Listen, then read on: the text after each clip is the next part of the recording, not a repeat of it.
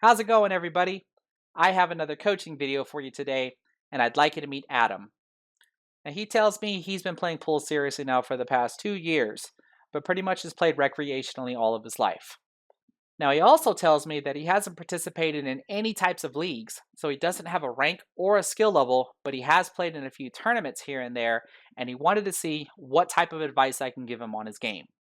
So he sent me this video of him playing 3 racks of 8 ball. And I'm okay with reviewing 3 racks this time with the new format that I've been doing, where we'll watch each rack uninterrupted, except I might mention a comment here and there throughout the rack. But at the end of the rack, we'll go back to what I think are key areas where I think he could have done something a little different, or to point out a bad habit that I think he has and can work on.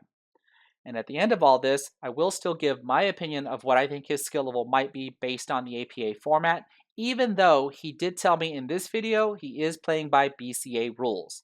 And the only real big difference is that after the break, if he does make a ball, the table will still be open, and every now and again you might see him indicate what pocket he's going for. Now let's begin. Oh, I almost forgot to mention, you're going to see this banner that says Filmora 9 on it.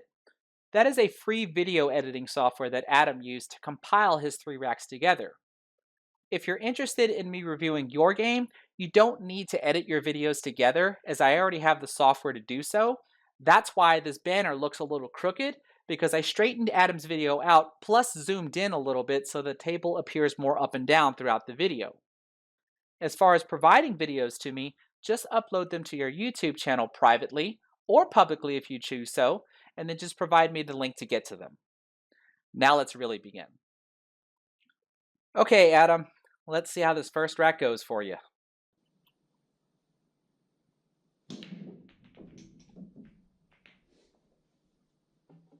He had a very nice strong break there. I think I saw the 6 ball go into the side pocket. So since you said you're playing by BCA rules, the table is still currently open. So if you make a ball after the break, that's what player 1 is going to be. And then whenever we see player 2 miss, that's when an inning count will go up.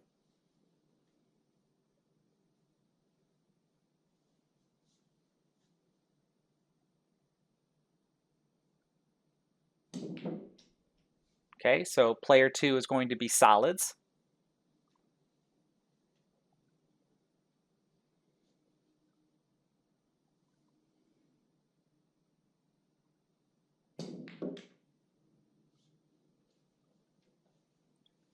Can't help but notice how hard you hit those first 2 shots there. I don't think you necessarily needed to hit them that hard.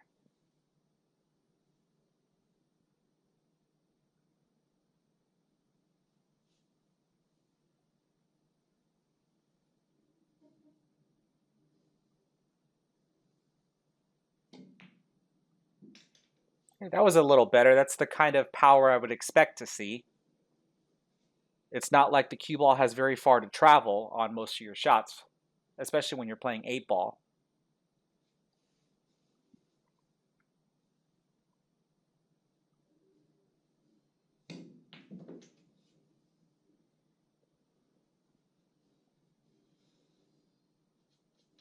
Is the ball at the lower right corner pocket the 9 ball? It's hard to tell which one's the 9 ball or which one's the 1 ball.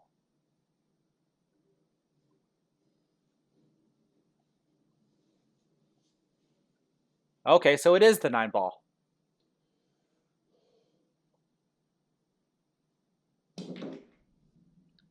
You hit that one really hard, and it's unfortunate that you scratched. So now we have ball in hand with player 2 as solid. So what's going to be the first solid that you try to pick off?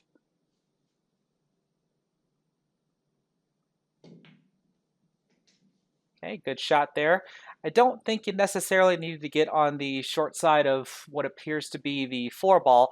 I mean, the 4 ball does have a shot. It's going to go in the upper right corner pocket, so I mean, it's still okay.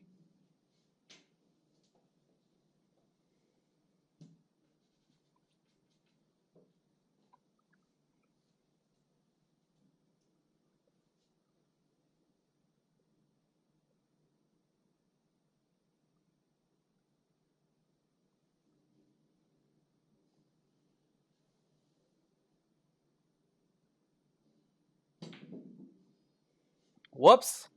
That looked like it was an overcut. Looks like you caught the short rail before the pocket. You might have been more concerned about getting position on the last two solids than you were trying to make the seven ball there.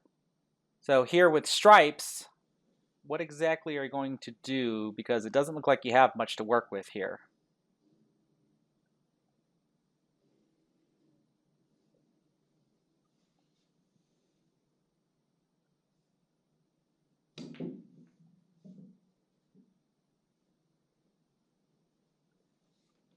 Okay, I'm curious what your intention was there. It looks like you at least tried to cut the 14 ball off to the left, but what was the intention? What were you trying to do there?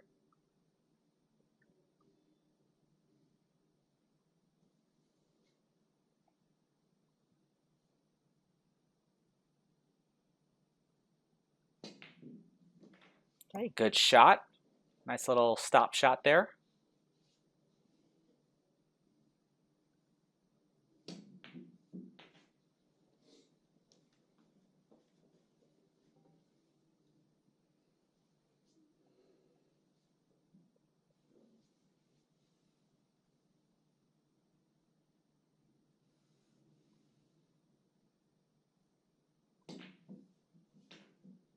Okay, that was a good shot to make sure that stripe got out of your way, but it looks like now it blocks the upper right corner pocket from the eight ball. So you either have to get position for the eight in the side or maybe the eight in the lower right corner, or come all the way back around to play it in the same pocket as the seven.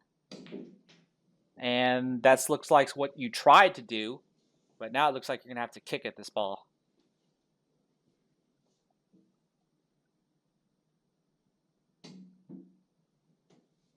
Whoops. Ball in hand. It looks like you were going to scratch, maybe. That would have been a loss for the solid player. But with ball in hand as player one, good shot there.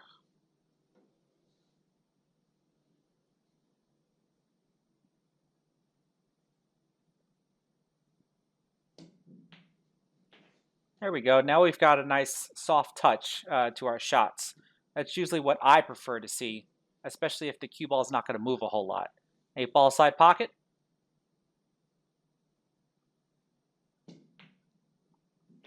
Nicely done. Okay. So I saw a few spots that I can make some comments on, so let's go back and take a look at them. So this is the first spot I wanted to comment on. This is your break. Now, you had a very nice, powerful break. You even made a ball. But what I wanted to show you was this. As I play the video slowly, you can see right about here, you're already starting to stand up and you haven't even begun your forward stroke. And then when you finally do hit the cue ball, you can see how high you are from your original starting position. So this is clear to me that you are moving before you strike the cue ball. And when that happens, if you are intending on striking the cue ball in the middle, more than likely you probably struck the cue ball a little bit above center. Now, is that what you're intending on doing? Then okay. But if it's not, clearly stay down and don't stand up. Just let all your arm do the work for you. Now, I know the reason why you're standing up, and that's because of all the power that you do want to generate into your break. Now, I can't remember what video I heard this off of, but the pros, of course, used to break like this all the time. Some still do when they weren't using a template rack or the magic rack. Now that magic racks are being used, they're more concerned about breaking with control, which is pretty much what I'm suggesting to you. I have a video on breaking an 8 ball rack two ways where I demonstrate that there's an actual pattern that the balls will actually spread if you hit it a certain way and of course with a certain amount of power. And since you're using a magic rack even during your practice sessions, that's what I'm going to suggest as far as breaking with control, because we've all heard that the break is the most important shot of the game. It literally makes or breaks, no pun intended, the game, because you're either going to break and run the rack or you're going to break and something goes wrong and then your opponent is going to run the rack and you lose the game. So my suggestion is stay down, don't stand up during your break, get more control over your break so you can have an idea of where you think the cue ball is going to go after the break, and then slowly but surely you can start trying to add this power back into it, which is going to cause you to stand up. It's a very natural thing to do, but get control of the break first before you try to implement power. This is the next spot I wanted to comment on. This was your opening shot after the break. Now, you had made a solid on the break, and since you're playing by BCA rules, the table is still open, and you decided to start with stripes with the 10 ball here in the side pocket. Now, later on, I had seen that this is the 9 ball here. So I'm actually curious why you didn't start with the 9 ball. Usually, what I try to suggest to players is if you're able to do so, meaning the table allows you to do so, deal with the table in sections. In other words, you could have started with the 9 ball first, here in the corner pocket, and have the cue ball just come up table here for the 13 ball into the same corner pocket, and then play position for the 15 ball, like so.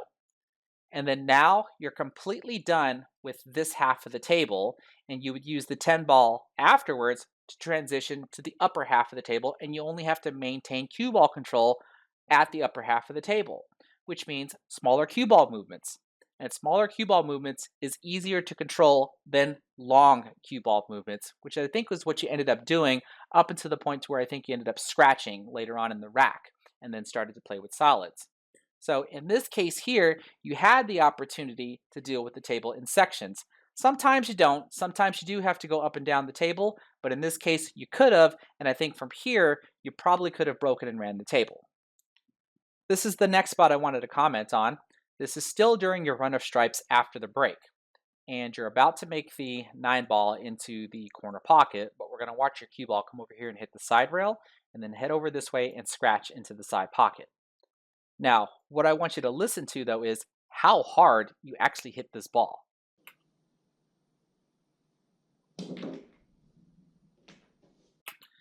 Now, maybe it's just me, but I think you hit that ball way harder than you needed to. Now, I have an understanding why you hit the ball that hard, because you were probably expecting the cue ball to come off the side rail and come over here and hit this side rail, and then come over here for position on either the 12 or the 14 ball into the side pocket. I get it. But there's this notion of the harder you hit the cue ball, the less control you're actually going to have on the cue ball. So I'm certainly suggesting that you could have hit the cue ball a little bit softer. But now, let's go back and look at where you actually struck the cue ball on that particular shot.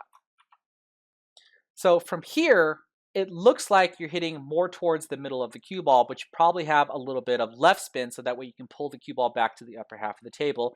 Maybe you do have a little bit of bottom spin on here. But what I'm suggesting is if you did hit the cue ball a little bit softer and put a little bit more draw on the cue ball, you probably would have saw an effect like this. The 9 ball goes in, and instead of hitting the rail here like you did, you hit the rail much later, and then your left spin takes off and the cue ball will come pretty much where I think you wanted the cue ball to be. Because then from here, you'd want to take the 12 ball out next, so that way you can have position on the 14 ball and use the 14 ball to get position on the 8 to go into the corner pocket. I'm always in favor of having more control over power, and I do say sometimes that none of your shots or hardly any of your shots should be as hard as you break. And this shot here, to me, almost sounded like you hit it as hard as you break, and therefore you probably just didn't have as much control on the cue ball as you thought you have. So bring it down a little bit and just use a little bit more spin to try to have more control over the cue ball. And this is the final spot in the rack that I wanted to comment on. You're now shooting solids and you're about to try to shoot the 7 ball into the corner pocket, but unfortunately you missed. Now, you missing this shot is not the reason why I'm commenting on it. I'm commenting on it because of your follow through, which doesn't look like you have one, at least on this particular shot. So let's watch as I play this slowly. You bring your cue back, and then you start to go forward, and then right about here, you haven't even gone completely through the cue ball yet, but you've stopped your stroke, and then you start to pull back and then stand up during your shot.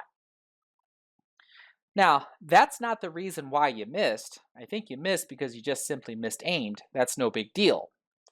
But usually, when I see players that have a stroke like this or do this on particular shots, in order for you to stop your cue right when you hit the cue ball so that you can pull your cue back, you're actually slowing your cue down on your forward stroke before you actually hit the cue ball, which means you're not exactly hitting the cue ball as hard as you would like. Typically, a good follow through on a shot is going to be anywhere from 2 to 4 inches past the cue ball. sometimes more depending upon how hard you're actually going to hit the cue ball. And that's very important to transfer the amount of power you actually want into the cue ball on particular shots, especially with draw shots. You want to make sure that all the power that you're wanting is transferred into the cue ball so that the backspin stays on the cue ball, hits the object ball, and then pulls back. If you've ever had a shot where you think you're trying to draw the cue ball back and the cue ball hits the object ball and doesn't really move after that, this is probably the reason why. Now, on any type of shot, it doesn't matter if it's a draw shot or not, always try to make sure that your cue is following through the cue ball at least 2 to 4 inches. The only exception that I know is when the cue ball is very close to a rail and you're actually shooting into the rail because you're going to cut a ball along the rail. You know the cue ball is actually going to come back and hit you, so you actually do want to snap your cue back so that way you don't hit the cue ball twice and foul. That's usually the only scenario that is accepted to actually snap your cue back like that so that way you can avoid the foul. Otherwise, always try to follow through your cue ball and make sure you're actually hitting the cue ball as hard as you want. So with that in mind, I hope this information was helpful on the first rack. Let's go over to the second rack. Okay, so here's rack 2. Let's see how this goes. Well, you had so much power on that break that you lost complete control of the cue ball and it just flies off the table. You actually broke as player 1 since player 1, the striped player, won the previous rack. So this is now player 2 shooting. So if you were to miss a shot, that's when your inning count is going to go up. Let's see what player 2 decides to do with ball in hand.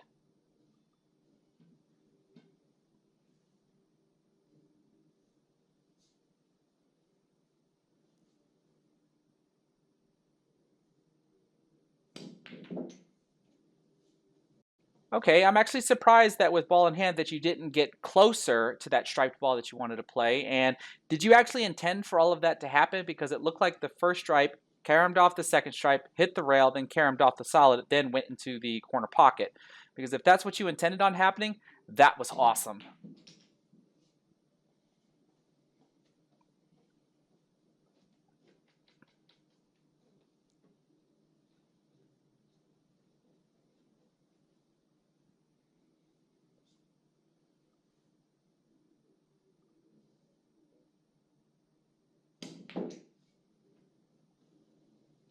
Okay, good draw shot there.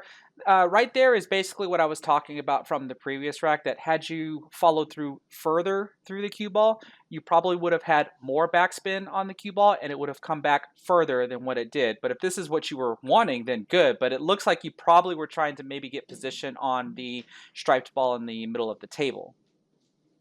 Okay, good shot there, but now it doesn't look like you have anything except for the 15 ball down here as the 7 ball is blocking these two stripes. What are you doing? Okay, I mean, good attempt at a curve shot or a masse shot. You did contact the stripe, but you didn't contact the rail afterwards, so that's ball in hand. And for the solid player here, I wouldn't start there. Good. This is pretty much goes along with what I was saying before about how you want to deal with the table in sections. You deal with this half of the table first and then come back and do the last 3 solids at the upper half of the table.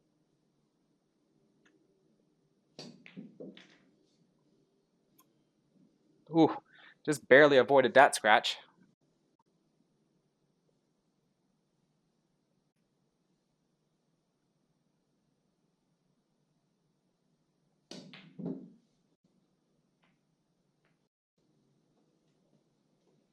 Okay, this is unfortunate with the 3 solids lined up like that, but this should be in a good position for stripes, which is now player 2.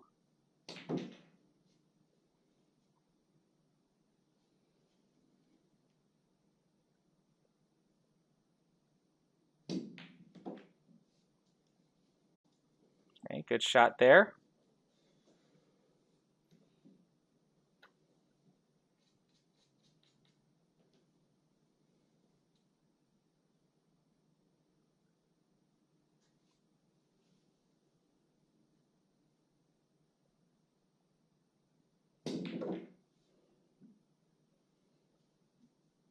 That was kind of awkward for the cue ball to react like that. You must have had a lot of topspin on the cue ball, and plus how hard you actually hit the cue ball. Still, you have an open shot. Looks like 8 ball in the upper right corner pocket, and we just overcut it. No big deal.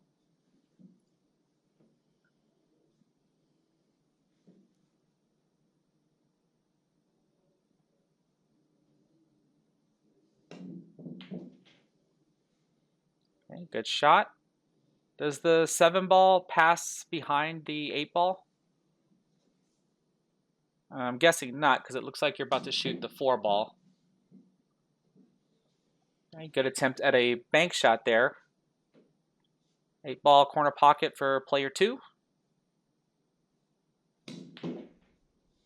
Uh-oh. Oh no. That's pretty much what I was referring to with how hard you're actually hitting the ball. So that does cost you another inning, and you can see rack 3 is pretty much about to begin. But let's go back and look at some of the areas in rack 2. Okay, there's only a couple of spots in this rack that I wanted to go more in depth on, as I did mention quite a few comments while the rack was playing, and this is the first one. On this particular shot, you elected to try to masse the cue ball around the 7 ball, and I think to hit this stripe so that we can have it go here into the corner pocket. It was a good attempt, only that you didn't contact the rail afterwards and you fouled. But according to what I see in this camera angle, this shot here looks much easier to execute without the risk of fouling. So this is usually what I would advise my team members and other players to do is weigh the percentages. First ask yourself, well, which one is easier to make a ball, let alone which ball is easier to hit without fouling? I think we all can agree that the 15 ball would have been easier to do without fouling. So if you were to miss, okay, fine, but at least you're not going to be giving ball in hand to your opponent. So whenever you're stuck in positions like this and you have to decide what shot you're going to take next, try to weigh out the percentages. Figure out which one's easier for you to make or which one's easier for you to hit without fouling. Here is the next spot I wanted to comment on. This is when you were trying to shoot the 4 ball into the corner pocket, and I think you wanted your cue ball to come around 2 rails like this and land somewhere right around here for position on the 6 or the 7. But unfortunately you missed, and then the 3 solids ended up lining up along the rail like this. Now, it's not like shooting the 4 ball was the wrong shot. Had you made this shot, you probably would have gotten the position that you were wanting and you would have continued your run. But I would have suggested shooting the 6 ball instead. And you actually have a couple of options that you could have done here. You could have just tapped the 6 ball into the corner pocket and kind of have the cue ball replace the 6 ball and then shoot the 7 into the side pocket, roll forward for position on the 4 ball, and then shoot the 4 and then the 8. You also could have shot the 6 with a little bit of right spin and a little bit of bottom spin. Because since you're coming in the 6 ball at an angle, you're automatically going to hit the right side rail. And when you do that, the cue ball should react something like this and be a little bit closer to the 4 ball or the 7 ball, and you just kind of pick which one you want to do and then get position on the 8 and finish the game. These two options here have smaller cue ball movements. And again, I'm just going to express that smaller cue ball movements are easier to control, and therefore you have a higher percentage at being successful at doing them. So this is usually what I try to give advice on, is that try to keep the cue ball movements small, but every once in a while you're gonna have to do big cue ball movements, but you don't want to have to do them on every single solitary shot. You want to keep them nice and small so that way you have better control, therefore you have a higher chance at running the table. And this is the final spot in the rack that I wanted to comment on. This is when you were shooting the 8 ball into the corner pocket and you had more than enough backspin on the cue ball and you hit the cue ball way too hard, in my opinion, that you caused the cue ball to come over here and hit the 8 ball into the corner pocket and then draw over here. You did make contact with the short rail, but you still ended up scratching in the opposite corner pocket, causing the striped player to lose the rack.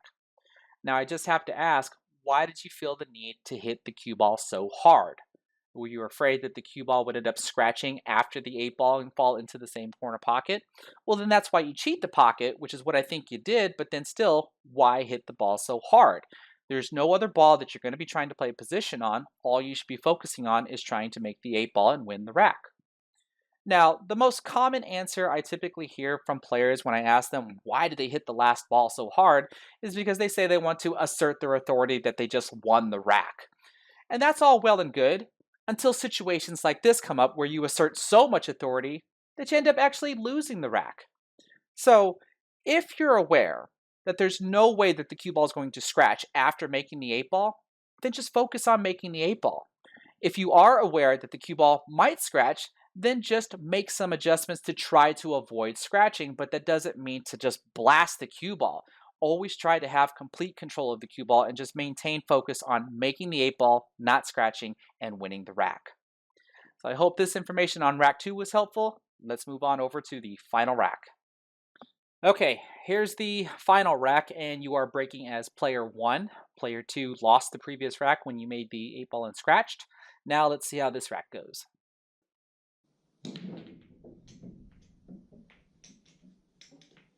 another nice powerful break. I think you made 3 balls on there, a solid and a stripe. So you have an open table there. Let's see what set you're going to choose.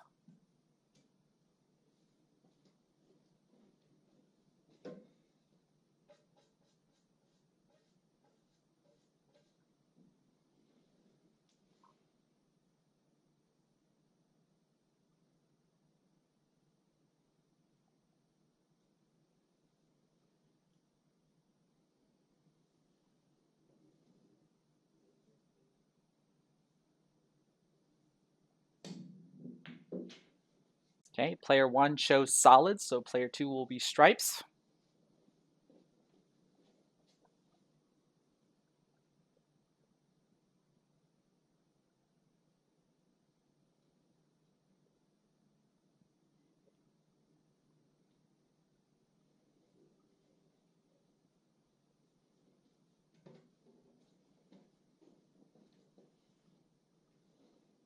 Ah, you have to grab a short cue. How close is the table to that back wall there? Matter of fact, what size table is this? Is this a 9-footer? Okay, good try there. You kind of got a little lucky for a safety for the solid player. It looks like the only ball you could shoot at is this guy here. So I'm curious if you're going to try to spin the cue ball to cut that ball into the corner pocket. Yeah, that's what it looks like you're trying to do. Oh, good attempt. You at least hit the ball. You got it to move.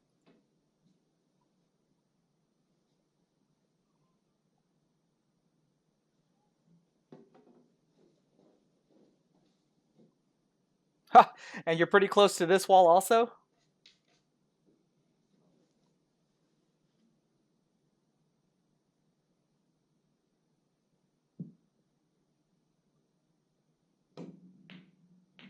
Ooh, looks like we hit the wrong side of the 1 ball since you shot it off to the right.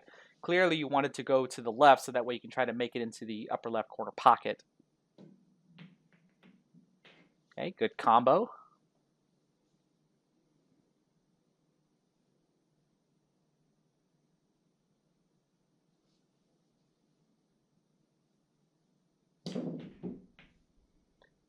That's going to be another shot that I'm going to comment on that I don't think you had to hit it that hard. And now it looks like your 9 ball here is tied up next to these 2 solids, and you're going to have to get pretty much where your arm is so that way you can shoot the 9 ball into this corner pocket.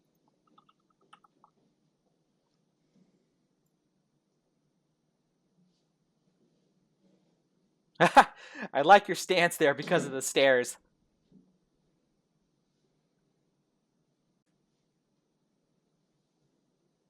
Hey, what are we going to do here? Was that just a shot to move the 9 ball out of the way?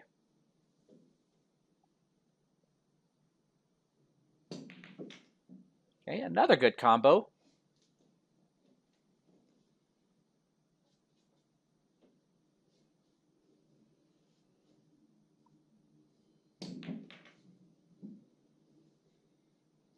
Okay, that's another shot that I think you hit too hard. You could have had your cue ball land somewhere right around here for the 7 ball.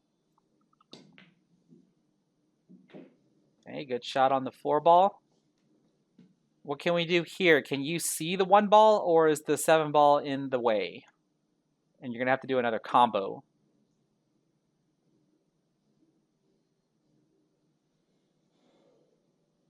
You call the bottom right corner pocket. Which one are you going for? Oh, the 1 ball. Almost looked like it was going to be a 4-rail bank shot had the 8 ball not been there.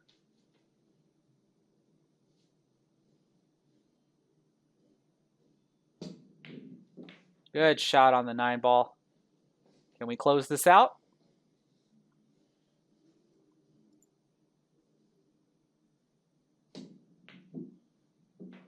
Nicely done there. 7 innings to complete 3 racks. That's actually pretty good. Let's go through some of the spots that I saw in this rack before I make any final comments. So there's only 2 spots in this rack that I want to go more in depth on, and this is the first one. This is the opening shot after the break when you have an open table after making 2 stripes and 1 solid, and you chose solids by shooting I think this is the 5 ball into the corner pocket, and I think your cue ball landed somewhere over here, and you had to shoot the 1 ball with a shorter cue because you're so close to the wall. So I personally like stripes over solids in this case here. I don't like where the 4 ball is at, let alone if the 5 ball is your only opening shot that you have. It's not like you would want to try to do a bank shot here if you have a straight ball that you can actually shoot at. But from the 5 ball, getting positioned on another ball looked to be a little difficult. And then plus you had this little small clutter right here to where you had to play a 6-2 combination or just get position on the 2 ball by itself first. With stripes, I'm actually curious if either of these 2 balls can actually go. Because if they can, I would have chosen either one of them to go into the corner pocket and then look at the rest of the stripes. They're not cluttered up at all, and then the 8 ball is right here out in the open, which makes me believe that the 9 ball here would have probably been the last ball to shoot at, whether you're going here or here to get position on the 8 ball to go into the side pocket. So personally, I probably would have started with either one of these 2 stripes if they're able to go. I mean, you're at the table, you can see it better, but from this camera angle, it looks like they can go. So shooting either of them in would have caused the cue ball to come somewhere up here and then probably land right around here to where I would have taken this ball out next, then this ball, and then work on the last 2 to get position on the 8. From here, this would have allowed me to break and run the table. And I'm not saying you can't break and run the table from solids. Of course you can. I just think from this camera angle that I'm seeing here, that stripes would have been easier to do so. And this is the final spot in the rack that I wanted to make a comment on. This is when you were trying to cut the 1 ball into the upper left corner pocket, but you hit the 1 ball on the wrong side and sent it off to the right and missed.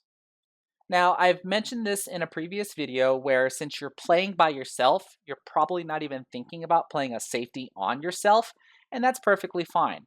But for the benefit of the viewers and of course yourself, there is a safety that you could have played here as the solid player.